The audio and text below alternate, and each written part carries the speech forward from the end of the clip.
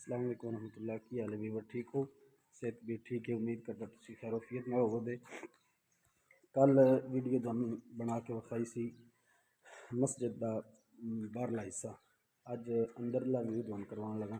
मस्जिद जेरे तमीर है। ये हुण असी जोर की नमाज अदा की है।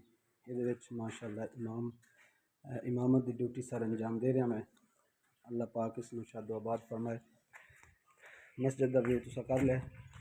कल रंग के हवाले नाल गल की सी कि असी माशाअल्लाह कलर करवा ले। यह भाई जोड़े ने लाइव लगे ने नज़र आ रहे होने ने।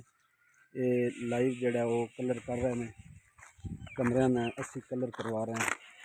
कल दीवारों का काम जोड़ा वो मुकम्मल हो गया सी ते अज असी जोड़ा वो दरवाज़ियां पे कलर शुरू किया है। तुसी चेक करो, दस्या जे कलर कैसा लग रहा है। यह देखो माशाअल्लाह बहुत ही प्यारा खूबसूरत।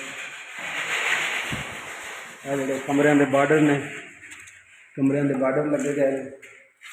चेक करो, मैंने तो बड़ा खूबसूरत लग रहा है। कुछ कमेंट दसो तुहानू कैसा लग रहा है। यह साडे भाई ने माशाअल्लाह।